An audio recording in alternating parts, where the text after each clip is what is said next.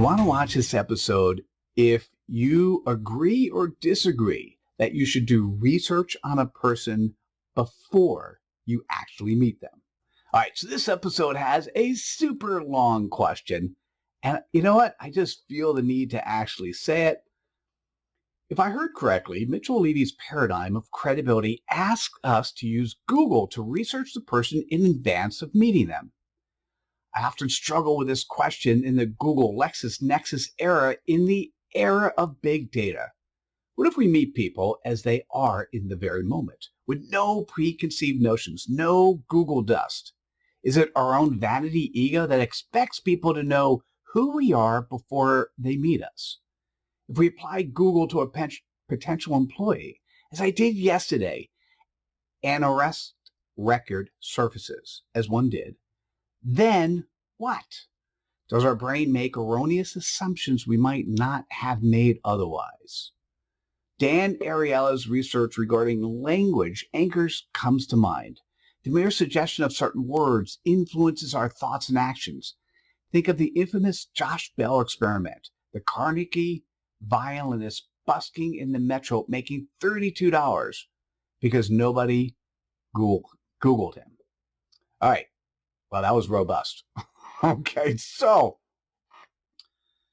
first, let me say that the definition of credibility with the 10 components are areas that you have to apply yourself. There, you have to decide what makes sense and what doesn't make sense. I have a great question that came in. Hopefully we'll do that next week regarding coming on time. Right. And so we'll get back to that one. So in this one, it was interesting. I was in a networking group. It was David Hammond's networking group, and he applied a really cool question. And it is, where does our value structure come from? Is it from a preconceived notion or idea? So is it our belief system? Or is it from shared experiences? And it was really interesting when he asked that question. That was one of those questions we went out. Where does our value systems come from? Is it from, our belief system, or is it from shared experiences? And so when he asked that question and we went into breakout groups to talk about it, I kind of said to myself, that's a trick question, because it's not one or the other. It is within a belief system. Within that understanding, what is the shared experiences you can have? And I think it has to be a combination of both. So do I believe that if somebody's coming into an into a job interview and they have an arrest warrant and they filled out the application form and did not actually an arrest record and did not actually put that there, and that is required, then I actually think that says something. What that says has to do with the integrity of the person you're interacting with. That's something to keep into consideration. If having an arrest record is something that you could still hire somebody with an arrest record, which for many job opportunities, I see no issue with that. Well, understanding it, and then when you ask the question, getting that transparent, that vulnerable response. Yes, I made a mistake when I was here. As a matter of fact, it was so interesting. There was somebody who I'd asked to do some work with me, and he volunteered that he was arrested way back when he was a youth for something to do with marijuana, and said, hey, if this gets in the way, let me know. I'm honored that he felt the need to actually share that up front, and it made me feel that much more comfortable about the fact that who I'm dealing with, that I actually am dealing with a human, of course, not an issue at all, right?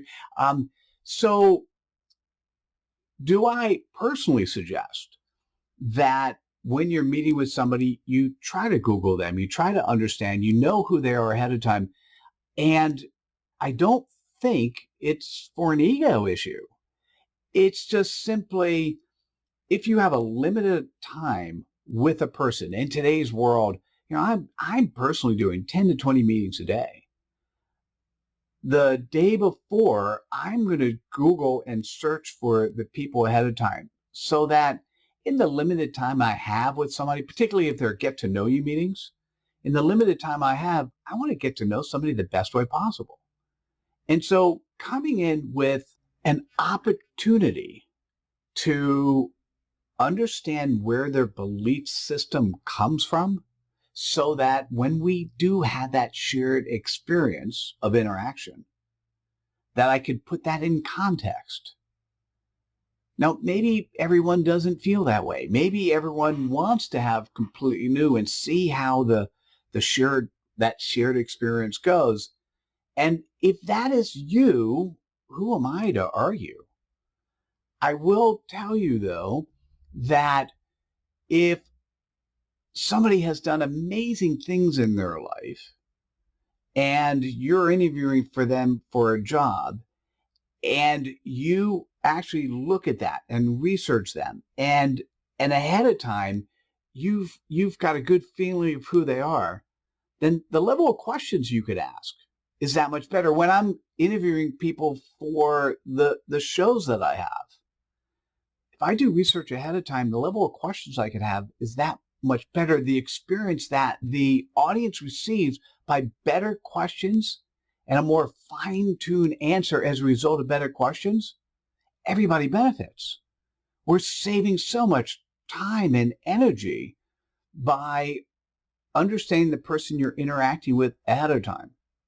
So my personal feeling is, yes, I would like to both be Googled and researched ahead of time for me.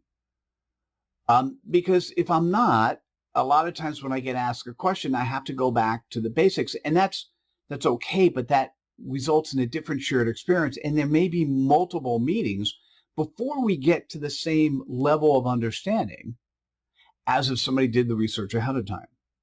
And so that is a service that I actually provide to other people. And that is, I want to know who I'm interacting with, where they came from. And I'm trying to think about this. There isn't anything that I can see that I want to know humans. I want to know who you are and where you're coming from. And if I understand the belief system you come under, then our shared experience would be that much better. And there's not much that you could do that would throw off my preconceived notion of who you are, that would not make us have an amazing conversation. Let's do this in all positives.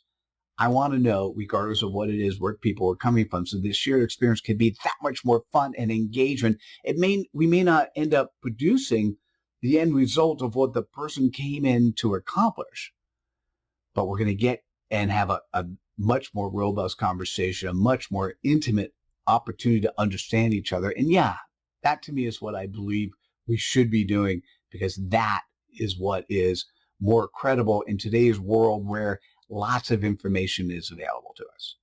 To summarize this episode, the pillar of being light, one of the components is to show up when you show up. And that is to show the respect of understanding who you're meeting with before you meet with them, so that not only do you understand where potentially their preconceived ideas come from, where their belief systems are, and understanding that will allow you to interpret and interact with them in terms of the shared experience you create that much better, and you both will benefit from it. So I am absolutely of the belief that we should research and understand people that we're interacting with before we meet with them, and I believe it will produce a much better interaction when you do. Hey, I hope you find that interesting. I found it interesting. I'm going to think about this a little bit more in terms of how does that opinion and thought change, and how can I articulate it in a much more efficient manner? Thanks so much for that question. Take care. Bye.